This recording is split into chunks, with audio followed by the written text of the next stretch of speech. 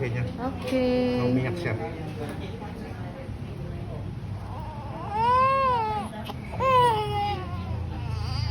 Pag umiyak, matapang ka eh.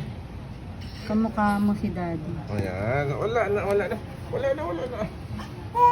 Mami, pagdating sa bahay, kuha ng maligamgam na tubig, lagay sa bimpo, try mo sa'yo dito. Pag kaya mo na init, lagay, tanggal.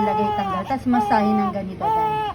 Kailangan masahihin nyo kasi pag hindi nyo minasahi yan, pwedeng mamaga at pag namaga, maglalagnat po yan. No? Yan. Ito po, Kada ilang minuto, Dok? kahit na 1 to 2 minutes, Dad. Tapos tanggalin niyo po ito after an Ulit, hour. 1 to 2 minutes? Opo. Hanggang magdamag? Hindi naman, 3 times a day lang. Grabe.